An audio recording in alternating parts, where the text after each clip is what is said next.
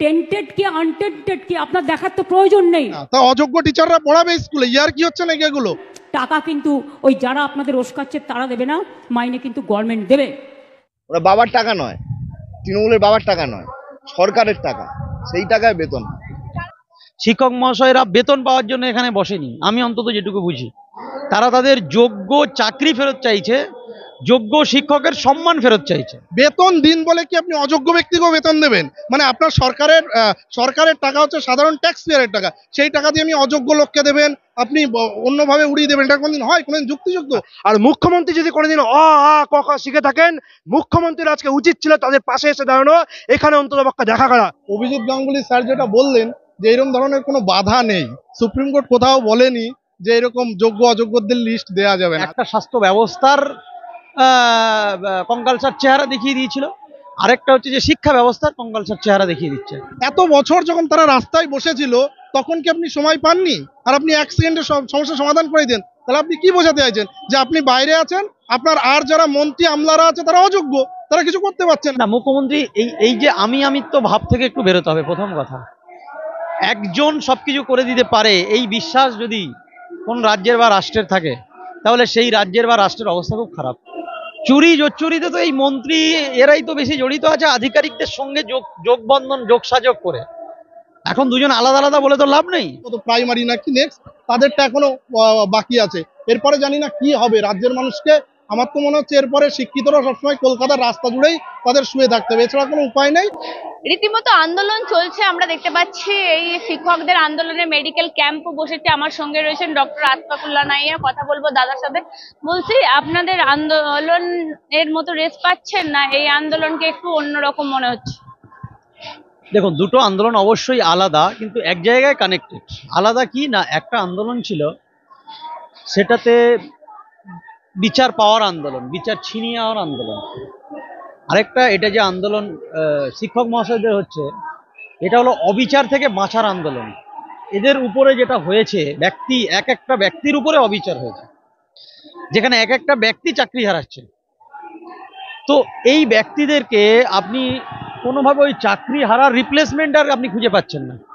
মানে 5 বছর 7 বছর চাকরি করার পর, যোগ্য অযোগ্য প্রমাণ দেওয়ার পর, বিভিন্নবার ভেরিফিকেশন হওয়ার পর হঠাৎ আপনি শুনছেন আপনার চাকরি চলে গেছে। এটা তো অত্যন্ত বেদনাদায়ক।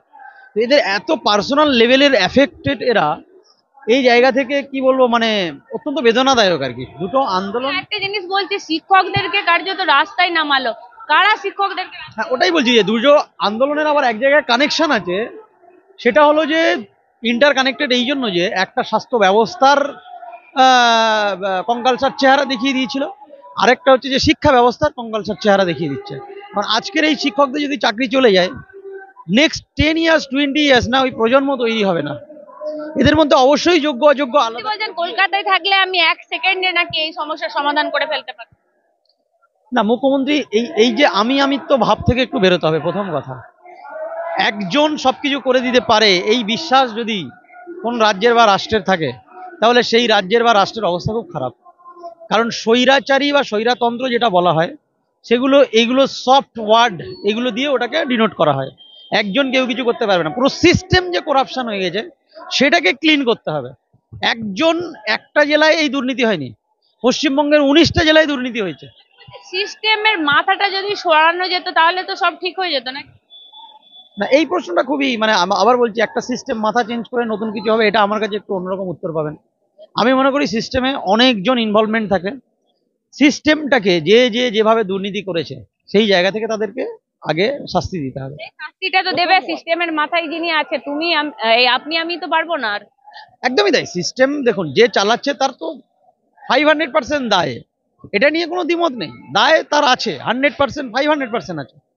কিন্তু সেই একাই, মানে যেমন সব কেন্দ্রে আমিই প্রার্থী, এই কথাগুলো আমরা আগে শুনেছিলাম ইলেকশনের আগে। এইগুলো হচ্ছে গণতন্ত্রের পক্ষে না খুব ক্ষতিকারক। দানবিক হবেন না, একটু মানবিক হন। না, দানবিক কেউই নয়। মানে দানবিক ব্যথায় ওরা পড়েছে। একজনের চাকরি চলে যাওয়া মানে এটা কিন্তু একটা ছেলে খেলা নয়। আমি বলেছি এর আগে, বাচ্চার একটা জন্ম থেকে শুরু করে, প্রাইমারি স্কুল থেকে শুরু করে, হাই স্কুল থেকে শুরু করে, কলেজ থেকে শুরু করে, মাস্টার ডিগ্রি, এইসব করে কত বছর কত পরিশ্রম কত সাধনা করার পরে কেউ একটা চাকরি পায়। সেই পরিশ্রমের মাঝে যদি একজন অযোগ্য কোনো ব্যক্তিকে আপনি টাকা দিয়ে ঢুকিয়ে দেন, যারা পরীক্ষায় আপনার 0 পেয়েছে শুনলাম, মানে এর চেয়ে বড় করাপশনের এক্সাম্পল পৃথিবীর ইতিহাসে আর তৈরি হবে না। যে উস্কানি দিচ্ছেন মুখ্যমন্ত্রী, বলছে আপনাদেরকে নাকি এই যারা আন্দোলনকারী তাদেরকে সব উস্কানি দিচ্ছে মুখ্যমন্ত্রী। মনে রাখবেন বেতনটা আমরাই দেবো। না, বেতন কেউ কাউকে দেয় না। বেতন যার যেটা অধিকার, যার যেটা যোগ্যতা সে পায়। শিক্ষক মহাশয়রা বেতন পাওয়ার জন্য এখানে বসেনি, আমি অন্তত যেটুকু বুঝি। তারা তাদের যোগ্য চাকরি ফেরত চাইছে, যোগ্য শিক্ষকের সম্মান ফেরত চাইছে। এসএসসি ভবনের কাছে ওরা কি চাইছে? এসএসসির কাছে যোগ্য অযোগ্য লিস্ট দিন। সুপ্রিম কোর্টের যে বলছে কি দরকার যোগ্য অযোগ্যের লিস্ট দিল কি না দিল, আপনাদেরকে স্কুলে যেতে বলছি, আপনারা স্কুলে যান না, এটা ডিরেক্ট উত্তর শিক্ষক মহাশয়রা দেবেন। কিন্তু আমার অবজারভেশনে এইসব কথার কোনো ভ্যালু নেই। কোনো রাজ্যের মুখ্যমন্ত্রী কিছু বলে দিল, ডাইরেকশন সবাই শুনে নিল, এটা নয়। সিস্টেম আছে। তাহলে যারা মুখ্যমন্ত্রী ভবনের সামনে গিয়ে বসছেন, এসএসসি ভবনে কেন যাচ্ছে? এসএসসি ভবন আছে, সেখানে শিক্ষকদের নিয়োগ করার প্রসিডিওর আছে। আপনি সিস্টেমটা ভেঙে দিয়ে, সিস্টেমটাকে দুর্নীতিযুক্ত করে দিয়ে একটা কোনো অর্ডার দিলে আমার মনে হয় খুব একটা মানুষ শুনে নেবে। এটা আমার মনে হয় পজিটিভলি শুনবে। আপনি যে আধিকারিকের কথা বলছেন, আজকে তো বার্তা বসু পরিষ্কার বলেছে যে উনি আধিকারিক, উনি উনার মতো বলবে, আমি মন্ত্রী, আমি আমার মতো। চুরি জোচ্চুরিতে তো এই মন্ত্রী এরাই তো বেশি জড়িত আছে আধিকারিকদের সঙ্গে যোগবন্ধন যোগসাযোগ করে। এখন দুজন আলাদা আলাদা বলে তো লাভ নেই। চুরি যখন হয়েছে, ইনিও করেছেন উনিও করেছেন। আবার বলছি, দেখুন, বলতে পারে কিছু একটা বলে দিল, আমি আবার বলছি এইটুকুলো যেহেতু শিক্ষক মহাশয়দের উদ্দেশ্য করে বলেছেন, এই উত্তরটা ওনারা ভালো দেবেন। কিন্তু আমি এজ এ নাগরিক হিসেবে আমার যেটা মনে হয়, এই কথাগুলোর কোনো ভ্যালু নেই। এই কথাগুলো আমরা দীর্ঘদিন শুনে এসেছি, বিভিন্ন পর্যায়ে শুনে এসেছি। কথার চেয়ে না কাজ ইম্পর্টেন্ট। রাজ্যটা তৈরি হয় কাজ দিয়ে, কথা দিয়ে নয়। কথা কেউ গুছিয়ে বলতে পারে, কেউ গুছিয়ে বলতে পারে না, কাজ সবাই করে। তাহলে একজন রাজ্যের সেই একদম রিক্সা চালক থেকে শুরু করে একজন সর্বোচ্চ জব হোল্ডার, যিনি প্রত্যেকে সমানভাবে কাজ করেন, আপনি কাজ করার যে প্রসেসগুলো আছে, আপনার নিয়োগ যে প্রক্রিয়া, এত দুর্নীতি কেন হলো? না, কাজের যে প্রক্রিয়া সেখানে আপনার করাপশন হয়ে গেছে। তো এই করাপ্টেড সিস্টেমটাকে যদি বাঁচাতে হয়, তাহলে সেইভাবে কথা বলতে হবে, সেইভাবে কাজ করতে হবে। এখন আমি বলে দিলাম, আমি করে দিতাম, আমি থেকে একটু বেরোতে হবে। ইতিমধ্যে শিক্ষকদের আন্দোলন শুরু হয়েছে, আপনি নানা পোস্ট করছেন সোশ্যাল মিডিয়ায় দেখা যাচ্ছে। আমি বলছি বার্তা বসু তো দায় এড়িয়েই গেলেন কার্যত, তিনি বললেন লিস্ট দেবো না, কি করার করেন। এরা কখন যে কি বলে সেটা বলা খুব মুশকিল। একবার বললো লিস্ট দেবো, আর একবার বলছে লিস্ট দেবো না। আর যে কথা আগের দিন অভিজিৎ গাঙ্গুলি স্যার যেটা বললেন যে এরকম ধরনের কোনো বাধা নেই, সুপ্রিম কোর্ট কোথাও বলেনি যে এরকম যোগ্য অযোগ্যদের লিস্ট দেওয়া যাবে না। আর যোগ্য অযোগ্যদের লিস্ট না দেওয়ার কি আছে সেখানে, বাধা বা কোথায়? এদের ট্রান্সপারেন্সি এবং অ্যাকাউন্টেবিলিটি সরকার যদি মেনটেন করতে চায়, তাদের অবশ্যই উচিত সেই লিস্টটা বের করে দেওয়া। সেখানে সুপ্রিম কোর্টে বাধা হওয়ার কোনো প্রশ্ন নেই। বিভিন্ন কোর্টে, হাইকোর্ট থেকে সুপ্রিম কোর্টে বারবার দেখা গেল যে যখন যায় তারা কোটি কোটি টাকার আইনজীবী নিয়োগ করে, অথচ দেখা যাচ্ছে এই সমস্যার সমাধান করে না। আসলে সরকার সমস্যার সমাধান চাই না, কারণ এই বলছে 1 সেকেন্ড সময় চাইছে মুখ্যমন্ত্রী। এত বছর যখন তারা রাস্তায় বসেছিল, তখন কি আপনি সময় পাননি? আর আপনি 1 সেকেন্ডে সব সমস্যার সমাধান করে দেন, তাহলে আপনি কি বোঝাতে চাইছেন? যে আপনি বাইরে আছেন, আপনার আর যারা মন্ত্রী আমলারা আছে তারা অযোগ্য, তারা কিছু করতে পারছে না। আপনি তার মানে আপনি কারোর উপর ভরসা করেন না। আপনার যে সমস্ত মন্ত্রীরা রয়েছে তাদের দ্বারা কোনো কিছু হয় না। এডুকেশন মিনিস্ট্রি, কিছু আর বলার নেই। আমাদের রাজ্যে এখন শিক্ষা ব্যবস্থাটা হচ্ছে ব্রাত্য হয়ে বসে আছে, আর কিছু বলার নেই। এদের আর কি বলবো? তবে যোগ্য প্রার্থীরা এই যে রাস্তায় দাঁড়িয়ে আছে, এর থেকে শুয়ে আছে যে অবস্থা, এর থেকে খারাপ অবস্থা হতে পারে না। আজকে তো দেখলাম যে টয়লেট বন্ধ করে বা সুলভ শৌচালয় bond করে দেওয়া হয়েছে। এর থেকে নোংরামি আর কিছু হতে পারে? এবং বিভিন্ন জায়গা থেকে আমরা খবর পাচ্ছি এখানে টয়লেট মানবিক হন, দানবিক নয়। মানবিক তারা হন, প্রশাসনকে মানবিক হতে বলুন। এখানে এত লোক রয়েছে, আপনারা শৌচালয় বন্ধ করে দিচ্ছেন। যে সমস্ত মহিলারা রয়েছে তারা শারীরিক অসুবিধা হতে পারে। এর আগেও আমাদের যখন রাজ্যে এই স্বাস্থ্য ব্যবস্থা যখন আন্দোলন হয়েছিল, তখনও সেম প্রবলেম হয়েছিল, বিভিন্ন জনকে হ্যারাসমেন্ট করা হচ্ছিল। আজকে বায়ো টয়লেট আনতে দেওয়া হচ্ছে না। ইভেন আমাদের কাছেও ফোন আসলে আমরা আমাদের কিছুজন কোনো অর্গানাইজেশন পক্ষ থেকে নয়, আমরা যতটুকু পেরেছি ট্রাই করেছি এবং কিছু জলের ব্যবস্থা করে দিয়ে গেলাম। যতটা আমাদের পক্ষে সম্ভব। কিন্তু এই ব্যবস্থা আর কতদিন চলবে? সরকার এর সমাধান চায় না, কারণ জানে যোগ্য অযোগ্য তালিকা প্রকাশ করলে ওই অযোগ্য লোকের কাছ থেকে কারা কি দরকার? টাকা স্কুলে দেবে। যেতে বলেছে, স্কুলে চলে যান।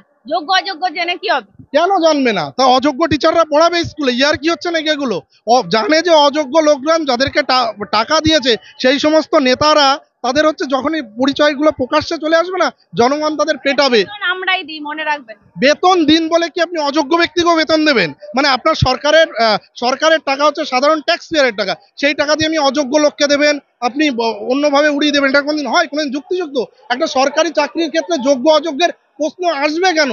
আপনারা এমন সিস্টেম করেছেন, এমন দুর্নীতি করেছে আপনার নেতা মন্ত্রীরা, আপনি চোখ বন্ধ করে দেখেছেন। বছরের পর বছর তারা রাস্তায় ধর্ণা দিয়েছে, আন্দোলন করেছে, অথচ আপনি কোনো অ্যাকশন নেননি। সব ক্ষেত্রে, আজকে শিক্ষা ক্ষেত্রে বলুন, স্বাস্থ্য ক্ষেত্রে বলুন, সমস্ত জায়গায় দুর্নীতি ছাড়া আর কিছু নেই। এরা দুর্নীতিটাই হচ্ছে করেছে, আর কিচ্ছু করেনি এই রাজ্যের জন্য, যার জন্য এই অবস্থা। আর শিক্ষিতদের তো এখন এই রাজ্যে কোনো দামই নেই। বাইরের রাজ্যে গেলে আমাদের এখন হচ্ছে পায়ে পশ্চিম বাঙ্গাল সে এইরকম ভাবে লোকজন বলছে। আমাদের রাজ্য যে কোন জায়গায় চলে গেছে সেটা বলার অপেক্ষা রাখে না।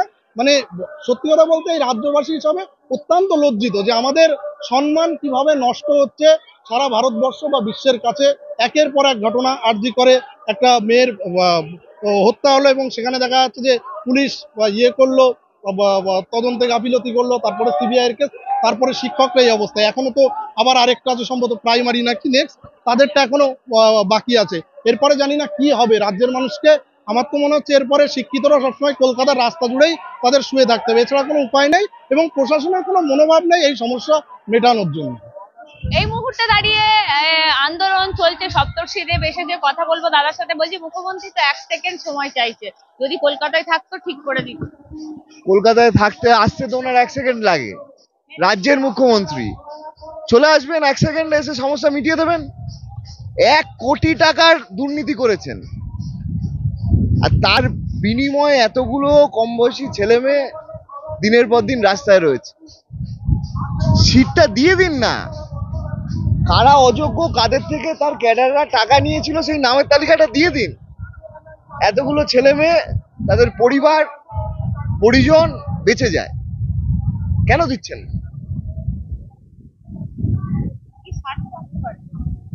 স্বার্থ তো একটাই। বাম আমলে তো আমি কারো চাকরি খাইনি, বাম আমলের কথা আজকেও তিনি বলেছেন। আরে বাম আমলের মন্ত্রীদের নাম তো উনি সিআইডি করেছিলেন, তো সেই সিআইডি তো আর কিছু পেলো না। নিরুপম সেনের নামে করলো, বুদ্ধদেব ভট্টাচার্যের নামে করলো, গৌতম দেবের নামে করলো, এত লোকের নামে সিআইডি হলো, সিআইডি কোনো উত্তর দিতে পারলো না। বাম আমলের কাছাকাছি যদি পৌঁছাতে পারেন উনি 100 পেতেন, এখন উনি 100-তে 15 পেয়েছেন। ওসব আজে বাজে কথা বাদ দিয়ে, যে সমস্যাটায় এতগুলো মানুষ পড়েছে, স্বাধীন ভারতবর্ষে এই জিনিস দেখেনি। আমাদের উস্কানিতে এইসব করছেন আপনারা, মনে রাখবেন বেতনটা আমরাই দিই। বেতনটা উনি দেন না, সরকার দেয়। সরকারের উনি আজকে মুখ্যমন্ত্রী, কালকে থাকবেন না, সরকারটা থেকে যাবে। ওরা বাবার টাকা নয়, তৃণমূলের বাবার টাকা নয়, সরকারের টাকা, সেই টাকায় বেতন। যারা উস্কানি দিচ্ছে তারা বেতনটা দেবে তো? তা কে উস্কানি দিচ্ছে বলুন, উনি উস্কানি কে দিচ্ছে নাম নিয়ে বলতে হবে তো। কে, কোথায়?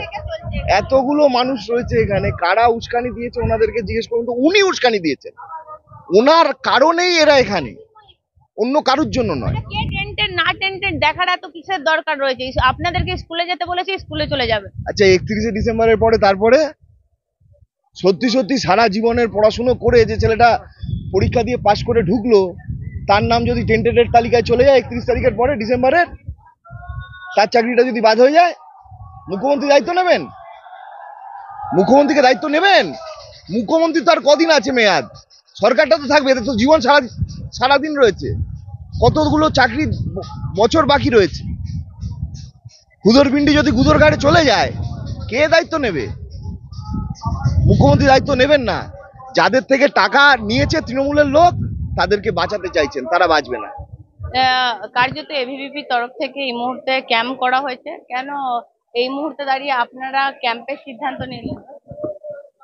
আজকে যেভাবে চাকরি, যারা যোগ্য চাকরি প্রার্থী, চাকরিহারা, তারা মূলত আজকে রাস্তায় এই জন্যই আছে যে তাদের চাকরি যেটা গেছে, যোগ্য চাকরি, সেটা এই রাজ্য সরকার ফিরিয়ে দিতে ব্যর্থ তাদেরকে। রাজ্য সরকারের শিক্ষামন্ত্রী আজকে বলে দিয়েছে যে আমরা যোগ্য অযোগ্য তালিকা দেব না, তার মানে যোগ্য অযোগ্য তালিকা দিলে যে কে চাকরি খেয়েছেন সেটা সামনে চলে আসবে। নবান্নের 14 তলায় যিনি বসে আছেন তিনি আসল চাকরি চোর। 1 সেকেন্ডে দিতে পারেন, কিন্তু 1 বছর চলে যাওয়ার পরও কোনো সুরাহা হচ্ছে না। সুপ্রিম কোর্টে যখন রায় চলে এসছে তারপরও এ রাজ্যের বিভিন্ন বুদ্ধিজীবী মহল থেকে শুরু করে বিভিন্ন বিরোধী দল তারা বলে গেছে যে যে চাকরি চোর, আসল চাকরি চোর বসে আছেন, তিনি ইচ্ছা করলে চাকরি দিতে পারেন। তিনি চাইছেন না বললে যোগ্য অযোগ্য আলাদা তালিকা করতে পারছেন না, সেই জন্য আজকে এখানে বসে আছেন এনারা। আমরা আজকে এখানে উপস্থিত হয়েছি তাদের পাশে থাকার জন্য, তাদের সুযোগ সুবিধা অসুবিধার সাথী হওয়ার জন্য। মুখ্যমন্ত্রী আসতে পারছেন না কারণ তিনি এনাদেরকে ফেস করতে ভয় পাচ্ছেন, সেই জন্য আসতে পারছেন না।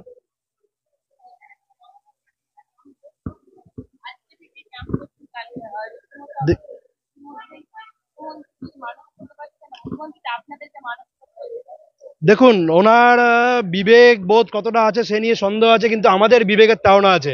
আমাদের রাজনৈতিক মত আলাদা হতে পারে, পথ আলাদা হতে পারে, বিরোধিতা থাকতে পারে, প্রত্যেকের সাথে প্রত্যেকের রাজনৈতিক মতবিরোধ থাকতে পারে, কিন্তু দিনের শেষে আমরা মানুষ। আর আমাদের বড় পরিচয় আমরা ছাত্র। যখন আমাদের যে শিক্ষকরা ব্ল্যাকবোর্ড, চক, ডাস্টার নিয়ে স্কুলে পড়ানোর কথা, সেই শিক্ষক যখন খোলা আকাশের নিচে দিন কাটাচ্ছে, সেই দৃশ্য আমরা মেনে নিতে পারছি না, সেই দৃশ্য আমরা দেখতে পাচ্ছি না। আর মুখ্যমন্ত্রী যদি কোনোদিন অ আ ক খ শিখে থাকেন, মুখ্যমন্ত্রীর আজকে উচিত ছিল তাদের পাশে এসে দাঁড়ানো, এখানে অন্ততপক্ষে দেখা করা।